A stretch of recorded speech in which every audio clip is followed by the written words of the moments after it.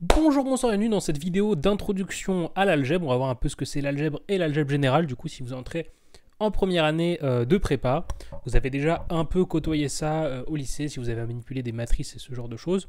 Mais on va voir un peu ce que c'est. L'idée, c'est pas non plus de faire tout le programme, parce que c'est pas possible de faire ça dans une vidéo dans un temps raisonnable. On va plus faire un tour d'horizon, voilà, un petit aperçu de ce à quoi ressemble l'algèbre, pourquoi on fait de l'algèbre, comment on fait de l'algèbre, voilà, ce genre de choses. Donc essentiellement les motivations qui nous poussent à explorer cette discipline et comment on s'y prend. Donc ça va rester assez court et assez en surface, mais je vais vous donner 2-3 pistes de réflexion si vous voulez en faire plus de votre côté. Donc on va commencer tout de suite finalement, le temps que voilà, j'arrive. Donc sur cette vidéo d'introduction à l'algèbre, donc effectivement comme je l'ai dit, la première question c'est de se demander pourquoi on fait de l'algèbre, puisqu'a priori c'est pas forcément évident pourquoi on fait ça.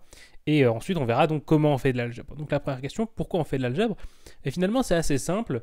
C'est tout simplement que l'algèbre a été nécessaire. Il a été nécessaire de développer l'algèbre. Pourquoi? Parce qu'il y a eu certaines questions qui se sont posées, des questions assez naturelles, et qu'il a fallu essayer de trouver des réponses à ces questions. Et donc pour trouver des réponses à ces questions, on n'avait pas les outils nécessaires. Et donc ça a tout simplement entraîné l'élaboration, la création d'outils qui permettent de répondre à ces questions. Ces questions, quelles sont-elles? Et bien c'est très simple, c'est des questions comme comment résoudre un système comme x plus 2y moins z égale 2, 8x plus 1 demi de z égale moins 3y, et y plus 7z égale 4 cinquièmes de x. Par exemple, ce système, voilà, on peut le rencontrer dans un contexte assez naturel, si on fait des sciences, donc si on fait, je sais pas, de la physique, ou même si on essaie de faire des problèmes géométriques. Et donc, essentiellement, on pourrait essayer de savoir, par exemple, est-ce que ce système a des solutions? Par exemple, si vous êtes un mathématicien grec et que vous essayez de construire un décagone régulier à la règle et au compas, vous pouvez vous demander, en l'occurrence ce système-là, vous n'allez pas le rencontrer dans ce contexte-là, mais voilà, vous pouvez vous demander, est-ce que déjà ce système a des solutions? Est-ce que c'est par exemple quelque chose de constructible? S'il en a, est-ce qu'on en a une seule ou est-ce qu'on en a une infinité? C'est une question qui a un intérêt non négligeable, parce que parfois on aime bien avoir une infinité de solutions, ou parfois on veut juste en avoir qu'une. Donc ça c'est du côté des systèmes, mais de l'autre côté on a aussi des questions, par exemple, est-ce qu'on peut trouver un nombre tel que lui-même plus 4 fois son carré moins 3 fois sa puissance 4 soit égal à 0? C'est comme ça que c'était formulé à l'époque. Et ça, encore une fois, c'est des questions assez naturelles.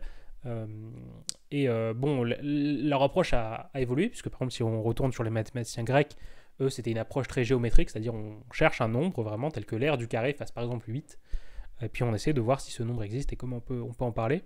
Mais ça a eu une évolution, notamment si vous connaissez un peu l'histoire mathématique, vous savez que durant la Renaissance, les mathématiciens italiens aimaient bien un peu se mettre des petits duels, voilà, à base de problèmes à résoudre, et notamment des problèmes de résolution de ce type d'équations, donc des équations polynomiales, comme on appellerait aujourd'hui, mais qui à l'époque étaient parfois difficilement solvables. Hein. Ça a amené toute une grande série de recherches sur, par exemple, une formule pour trouver les solutions des équations du troisième degré.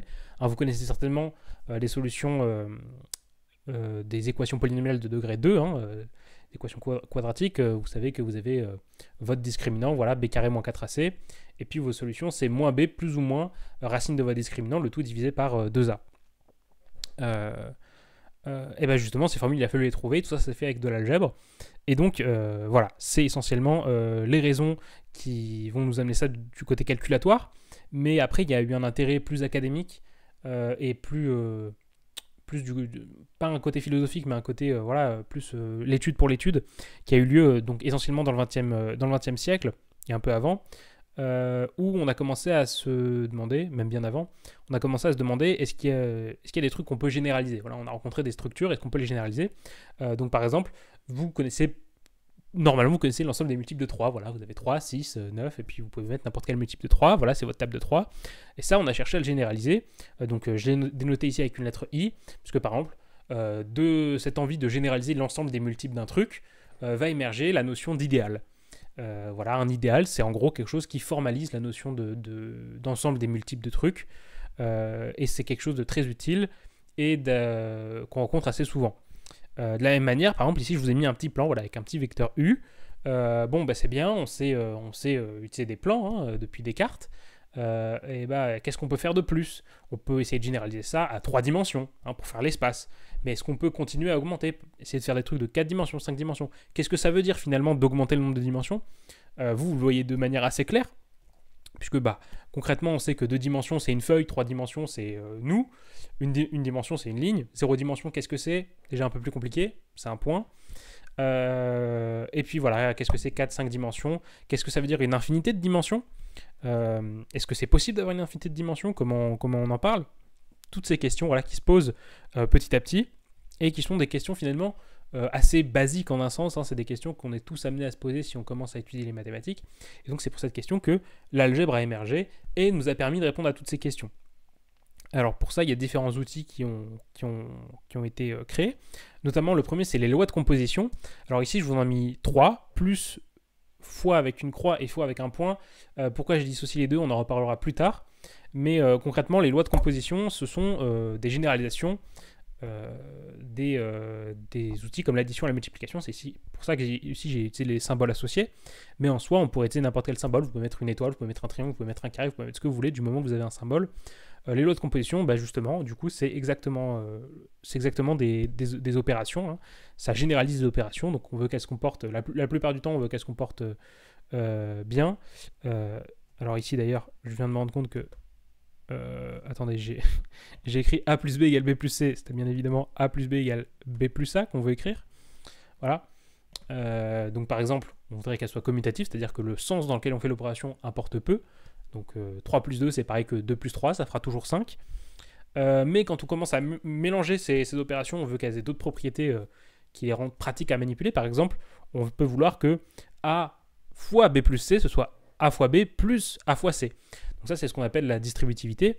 Et il y a tout plein de trucs qu'on essaie de préserver. Donc vous avez l'associativité et vous avez toute une ribambelle de petites propriétés qu'on a l'habitude de faire sans trop réfléchir quand on additionne ou qu'on multiplie et qu'on mélange les deux, mais qui sont pas forcément triviales à avoir et qui parfois tout simplement ne seront pas obtenables. Je vous réfère par exemple, si vous êtes déjà familier avec le cas des matrices, la plupart des matrices, vous pouvez les multiplier entre elles, mais vous ne pouvez pas forcément faire la multiplication dans n'importe quel sens. C'est-à-dire que faire la matrice M fois la matrice N ne donnera pas toujours le même résultat que faire la matrice N fois la matrice M. Et donc ça emmènera à d'autres enjeux. Une dernière propriété, par exemple, c'est que, voilà, que si on veut, dans le cas de la multiplication, que si A soit non nul, alors il existe un B tel que A fois B soit égal à 1. En général, on dira plutôt qu'on veut qu'il soit égal à l'élément neutre pour la multiplication, qui est souvent noté 1. Ça veut tout simplement dire que parfois, mais on aimerait bien que tout élément non nul ait un inverse. C'est quelque chose d'assez raisonnable à demander, a priori. On aimerait bien pouvoir trouver l'inverse d'un élément, on appellera ça le symétrique d'un élément dans le cas général. Pourtant, c'est pas forcément toujours possible. Vous verrez par exemple dans le cas des fonctions que vous pouvez alors avoir un analogue de la multiplication pour les fonctions qui est tout simplement la composition, c'est-à-dire évaluer d'abord, si vous avez deux fonctions f et g, vous pouvez d'abord évaluer g en x puis évaluer f de g de x. Bon, et ben par exemple, ça donne pas du tout le même résultat. Parfois. Par exemple, un exemple tout bête, prenez la fonction constante à 1 d'un côté et la fonction constante à 0 d'un côté. Donc si vous évaluez d'abord la fonction constante à 1 puis la fonction constante à 0, la fonction qui en résulte, c'est une fonction qui est toujours nulle. Puisque d'abord, vous allez évaluer en x, ça va vous donner 1, puis vous allez évaluer la fonction nulle en 1, donc ça vous donne 0. Alors que dans l'autre sens, ça voudra toujours la fonction constante à 1. Donc finalement, ça semble raisonnable de demander ça, mais on ne l'aura pas toujours. Et même parfois, ce sera assez compliqué d'essayer d'avoir quelque chose qui s'en rapproche. Bon.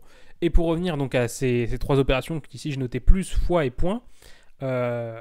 Pourquoi il y a une différence entre fois et point ici dans la notation? Vous n'êtes pas obligé de mettre en pratique, puisqu'en pratique, pour la multiplication, on nommait complètement le symbole, c'est beaucoup plus rapide. Mais ici, je fais la différence, puisque on peut, par exemple, on verra, avoir donc ce qu'on appelle des lois de composition internes, comme le sont l'addition et la multiplication avec une croix. C'est-à-dire qu'on multiplie toujours des éléments de la même catégorie en quelque sorte. C'est-à-dire on va se contenter d'additionner des entiers entre eux, multiplier des entiers entre eux. Et on peut avoir parfois des lois de composition externes. C'est-à-dire qu'elles prennent un élément d'un certain type et un élément d'un autre type, d'une autre catégorie, et les combinent. C'est le cas par exemple lorsque vous prenez un vecteur et que vous le multipliez par 2. Vous faites 2 fois u, 2 fois le vecteur u. A priori, on ne peut pas forcément mélanger le nombre 2 et un vecteur. C'est pas du tout la même chose. pourtant on arrive à en donner un sens. Et c'est même très utile de dire 2 fois le vecteur U. Ça marche très très bien. Vous pouvez dire pi fois le vecteur U si vous voulez. Hein. Et donc c'est à ça que servent les lois de composition externes. C'est à multiplier par ce qu'on appellera des scalaires. Et c'est extrêmement utile. Et on le verra, c'est à la base de beaucoup de choses. Mais donc, ça c'est le premier outil finalement que nous donne l'algèbre. C'est le plus élémentaire, c'est les lois de composition. Et en fait, à partir de ces lois de composition, on va avoir le deuxième gros atout de l'algèbre qui va émerger, ce sont simplement les structures. À partir de ces lois de composition, on va construire des structures à partir de donc, ces lois et des ensembles. On va le voir. On a la plus simple qui sont les groupes. Donc ce sont des structures. Alors, ce sont les plus simples programmes de prépa. Hein. En soi, on peut descendre plusieurs niveaux en termes de structure, mais ça devient très vite moins utile, on peut moins faire de choses. Mais donc, en gros, en prépa, la structure de base que vous verrez, c'est les groupes. Donc ça combine un ensemble, par exemple les réels, les complexes ou les entiers, et une loi de composition interne, ici l'addition. Alors on demande que quelques propriétés soient respectées, notamment il faut que notre addition, enfin notre loi est un élément neutre. Donc, par exemple dans les réels c'est 0, puisque vous faites n'importe quoi plus 0, ça vous donnera n'importe quoi. On exige par exemple que les éléments aient des symétriques, c'est-à-dire des opposés pour l'addition. C'est-à-dire que si vous avez 2, ben vous avez aussi moins 2 qui est dans votre groupe. Et plein de choses. En général on veut que ce soit commutatif, on veut que ce soit associatif, c'est-à-dire que l'ordre du parenthésage importe peu. Et tout ce genre de choses. Bref, c'est des propriétés assez élémentaires, je ne vais pas m'étendre plus que ça là-dessus. Et c'est des structures vraiment de base. Dans ces groupes, on peut faire pas mal de choses. Hein. C'est même un domaine dans lequel on peut pousser assez loin. Hein. Je vous renvoie. Il y a toute une théorie qui est élaborée dessus. Je vous renvoie donc. Alors, si je ne me trompe pas, ça doit être oui, les groupes de Galois, voilà, qui sont... bon, alors c'est assez éloigné, ça juste plus ou moins juste le nom en commun, mais pour vous dire, ça a des ramifications assez importantes, la structure de groupe en elle-même. Ensuite, la structure qui commence vraiment à être plus intéressante, c'est celle des anneaux.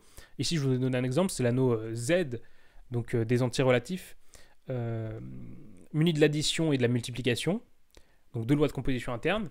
Ça, encore une fois, on veut qu'il y ait toutes les propriétés usuelles, c'est-à-dire que pour l'addition, on a un opposé, qu'on puisse distribuer l'addition et la multiplication l'une par rapport à l'autre, tout ce genre de choses, si ce n'est qu'on n'exige pas nécessairement, enfin on n'exige pas du tout même, que tous les éléments soient inversibles pour la multiplication. Et c'est ça qui permet notamment de l'appliquer aux entiers, parce que si vous regardez dans les entiers, les seuls éléments qui ont des inverses, ce sont 1 et moins 1. Tous les autres n'en ont pas, puisque par exemple si vous prenez 2, 2 n'a pas d'inverse dans l'ensemble des entiers, puisque son inverse c'est 1,5, et 1,5 c'est trivialement vérifiable, c'est pas un entier. Voilà. Et les anneaux, c'est là que ça commence vraiment à devenir intéressant. On peut notamment commencer à avoir des sous-structures qui apparaissent, notamment la structure donc des idéaux hein, que j'ai mentionné, qui apparaissent quand on étudie les anneaux. Et en fait, il y a toute une famille de sous-structures qui se chaînent assez bien. C'est-à-dire que pour les groupes, on va avoir ce qu'on appelle des sous-groupes distingués, qui sont relativement peu étudiés en prépa, mais qui vont naturellement laisser place aux idéaux, donc quand on s'intéresse aux anneaux, qui laisseront plus tard place à ce qu'on appellera les sous-espaces vectoriels. Et donc, très utile, donc les idéaux, comme je l'ai dit, ça généralise la notion de multiples, d'ensemble de multiples. Donc, par exemple, dans les entiers, vous avez 3Z, 4Z, 8Z, 12Z, donc les multiples de 12, 4, 8, 32, ce que vous voulez, qui sont assez utiles, notamment dans un contexte plus avancé quand on manipulera des polynômes, puisqu'on pourra facilement, en fait, parler d'idéal engendré par un polynôme, c'est-à-dire l'ensemble des multiples d'un polynôme. Et ça aura des implications assez importantes, notamment lorsque vraiment un idéal est engendré par un seul élément. C'est très important, ça permet de faire beaucoup de choses. Bon, et naturellement, après, une fois qu'on a les anneaux, on voudrait parfois avoir un truc encore plus puissant, en quelque sorte, c'est-à-dire rajouter des conditions finalement, notamment la condition essentielle, c'est que tous les éléments non nuls est un inverse pour la multiplication. C'est-à-dire avoir un demi, un tiers, et tout ce qui s'ensuit. Donc la structure, l'ensemble le plus simple pour illustrer ça, c'est l'ensemble des rationnels Q, qui est un peu le premier corps qu'on voit. Mais il y en a d'autres, par exemple il y a Z sur 3Z, si vous ne savez pas ce que c'est, je ne vais pas trop élaborer dessus. Mais en gros, Z sur 3Z, c'est un ensemble qui a 3 éléments, la classe de 0, la classe de 1 et la classe de 2. Et ça, vous pouvez vérifier assez facilement que tous les éléments non nuls ont un inverse, puisque vos éléments non nuls, c'est 1, la classe de 1 et la classe de 2. En l'occurrence, vous pouvez multiplier la classe de 1 par elle-même, ça vous donnera la classe de 1, sans surprise. Mais si vous multipliez la classe de 2 par elle-même, vous obtenez 4, ce qui modulo 3 vaut 1, et donc est en réalité la classe de 1. Donc 2 est son propre inverse. La classe de 2 est son propre inverse dans Z sur 3Z. Et ça, on peut le généraliser dans le cas de Z sur 3Z, on peut généraliser ça à Z sur PZ avec P premier. Et il y a tout plein de corps qui existent. Voilà. Ce sont des structures qui, en elles-mêmes, sont peu utiles en prépa, puisqu'on préférera les anneaux en général, qui sont moins restrictifs, mais qui jouent un rôle très important, puisqu'en fait, ça va être un peu les compagnons de la structure suivante. La structure suivante qui va être les espaces vectoriels, puisqu'on parlera d'espaces vectoriels sur un corps. Pourquoi ? Parce qu'un espace vectoriel, c'est le niveau suivant, en quelque sorte, puisque on va abandonner une certaine idée des anneaux, puisqu'on va passer à un ensemble qui a toujours 2 lois de composition, mais une seule loi de composition interne et une loi de composition externe. Et donc ça va justement être l'espace vectoriel, c'est ce qui va généraliser les plans, l'espace, tous les vecteurs, etc. Et donc on va parler d'espace vectoriel sur un corps, où le corps justement nous sert de ce qu'on appelle de corps des scalaires. C'est lui qui va nous munir nos trucs par lesquels on va multiplier. C'est-à-dire qu'on va avoir nos vecteurs, et on va les multiplier par certains trucs, et ces trucs, ce sont les éléments du corps. Donc les plus connus sont les R espaces vectoriels, mais on pourrait regarder les Q espaces vectoriels, les C espaces vectoriels. Et donc justement, dans les R espaces vectoriels, on a C, R. Bon, ça c'est assez naturel, mais par exemple, on a R10, hein, c'est-à-dire les vecteurs à 10 composantes. Un peu moins naturel peut-être, on a les fonctions continues de R dans R, les fonctions continues de C dans C, dans ce que vous voulez. Tout ça, ça marche très très bien, toujours avec l'addition et la multiplication donc par notre scalaire.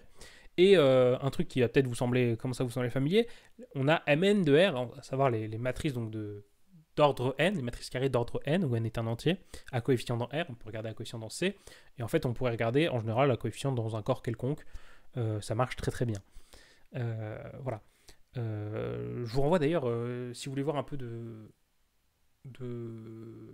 d'algèbre vite fait, vous pouvez voir les sujets du concours XENS en MP, en maths. Il y a pas mal de trucs, on refait des structures assez élémentaires, mais en remplaçant tout ce qu'on utilise habituellement par des trucs un peu moins évidents. Par exemple, on regarde des matrices, donc si je me souviens bien, on regardait des matrices par exemple dont les coefficients sont des fonctions développables en série entière, et pas mal de généralisations comme ça, c'était assez intéressant, donc je vous y renvoie. Mais bref, les espaces vectoriels, ça va vraiment être le cœur de l'algèbre en prépa, plus spécifiquement de l'algèbre linéaire du coup, qui est une sous-catégorie de l'algèbre, hein, puisqu'on a l'algèbre générale, qu'on a abordé jusqu'à maintenant, et puis on a l'algèbre linéaire vraiment qui s'intéresse donc à ces espaces vectoriels, et aussi, surprenamment, à la structure d'algèbre. Voilà.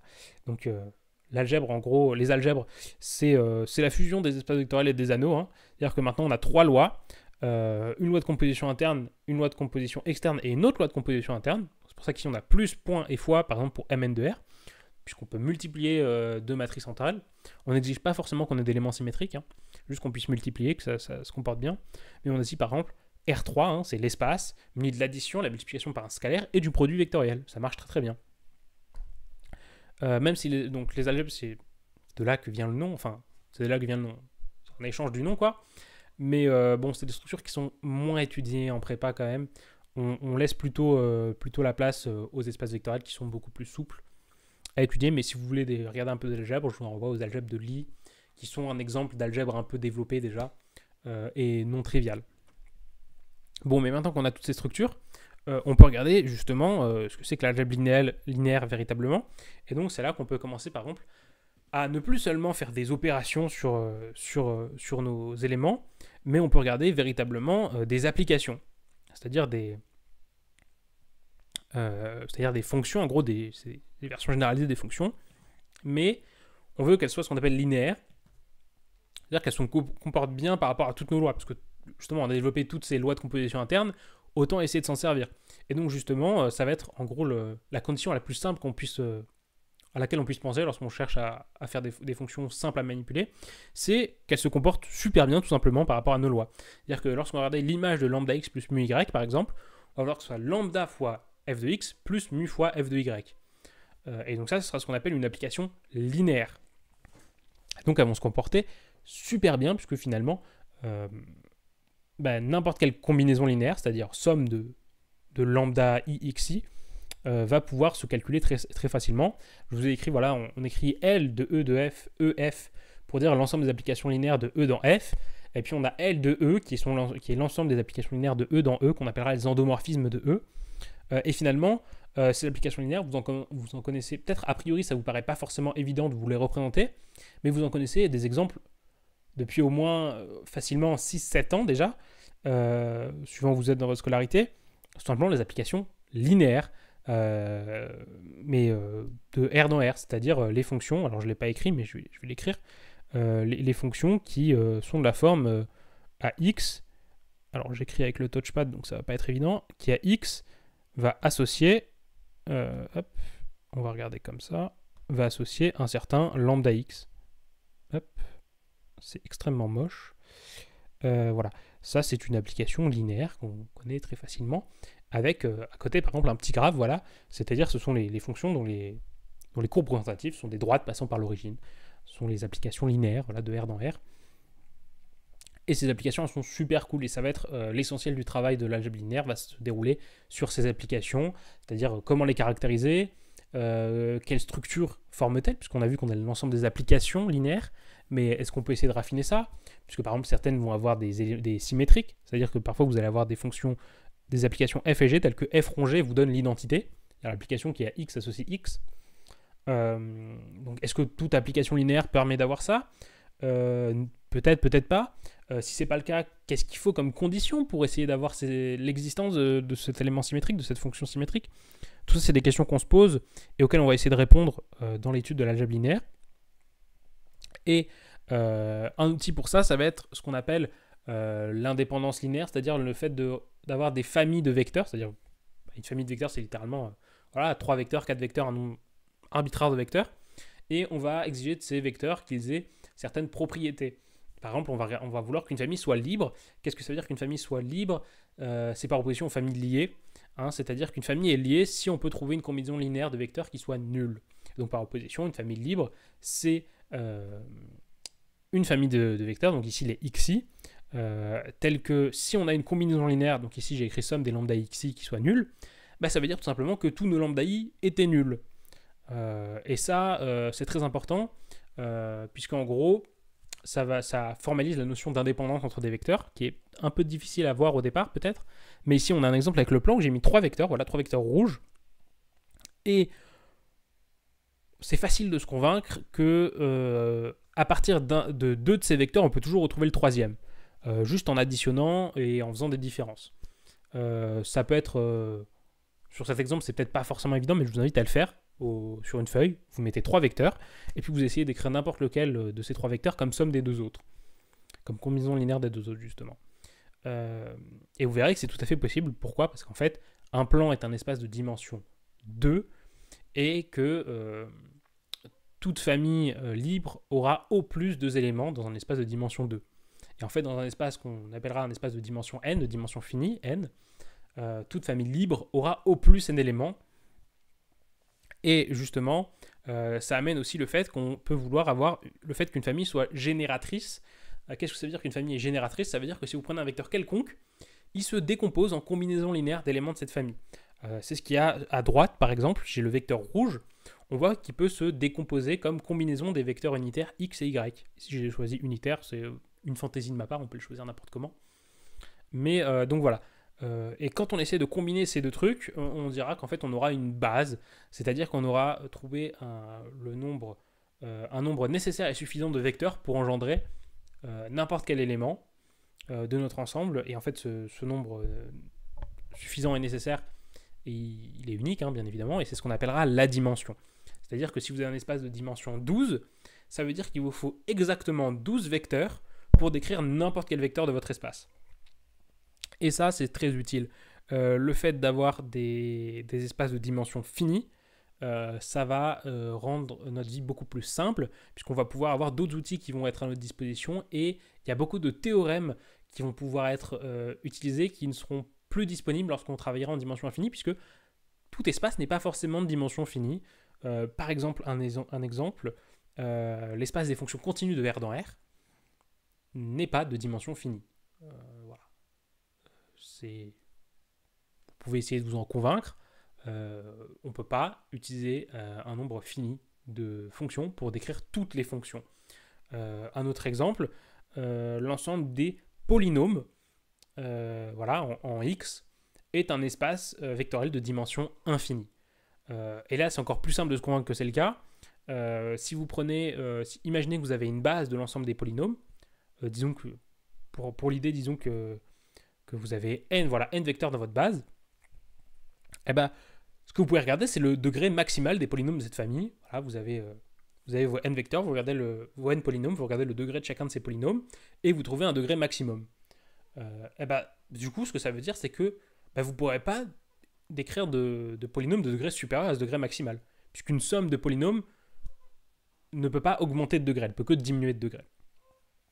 Donc c'est assez facile de se convaincre qu'il existe des espaces de dimension infinie, et ils sont en général plus complexes à étudier, puisque du coup il y a plein de théorèmes qui n'existent plus. Par exemple, on n'a pas forcément la garantie d'une base, a priori, dans l'espace d'une base dans un espace de dimension infinie. Et même c'est beaucoup plus dur de dire qu'est-ce que ça veut dire avoir une base, puisque jusqu'ici on parle de sommes finies, mais du coup dans l'espace de dimension infinie on aurait des sommes infinies éventuellement. Il faut voir, voilà, tout ça se discute, et donc c'est beaucoup plus complexe. C'est pour ça que une grosse partie du travail en prépa est fait donc sur l'algèbre linéaire, et plus précisément sur les espaces vectoriels de dimension finie. Et donc, quand on est dans un espace de dimension finie, c'est beaucoup plus souple de manipuler, les vecteurs sont beaucoup plus souples à manipuler, et notamment on va avoir une analogie super pratique entre les endomorphismes, c'est-à-dire les applications linéaires de E dans E, et les matrices. En fait, on va pouvoir exactement trouver un des deux en partant de l'autre. C'est ici, je l'ai dénoté par ce symbole égal avec une petite vague au-dessus, qui est tout simplement le symbole pour dire isomorphisme, c'est-à-dire que on peut trouver une application, je ne vais pas rentrer dans le détail, mais on peut trouver une application bijective linéaire qui va de l'un dans l'autre. Et ça veut dire qu'en gros, c'est plus ou moins 2 fois le même espace au sens de l'algèbre, c'est-à-dire au sens des relations entre les éléments. Toutes les relations qu'on peut trouver dans un ensemble, on va pouvoir les trouver dans l'autre. Et tous les théorèmes qu'on va trouver dans un ensemble vont avoir des analogues dans l'autre. Donc, ça va rendre beaucoup de choses possibles, et c'est pour cette raison qu'on va étudier en particulier les matrices aussi, puisque du coup les matrices vont servir d'analogue parfait aux endomorphismes dans le cas où on est en dimension finie. Où du coup donc vous avez L2 qui est isomorphe à Mn de K avec K un corps.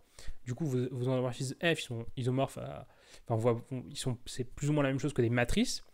Et justement, en fait, on va faire en sorte que la composition de deux applications linéaires soit la même chose que le produit de deux matrices. Et c'est pour ça que si vous avez déjà multiplié des matrices sans avoir le passif derrière d'algèbre linéaire, vous allez trouver ça un peu bizarre.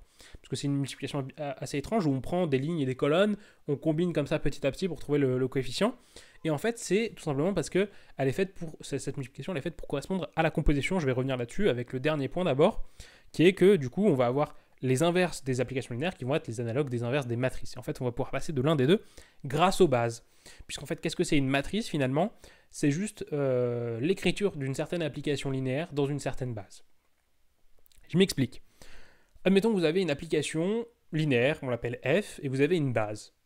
Okay, ce que vous pouvez faire, c'est regarder, donc vous avez votre base, elle contient n vecteurs, on les appelle E1, E2 jusqu'à En. Vous pouvez regarder l'image de E1. Okay, on l'appelle F de E1, et F de E1 va se décomposer dans votre base, puisque c'est un vecteur. Et donc, vous pouvez faire pareil pour F de E2, F de E3, jusqu'à F de En.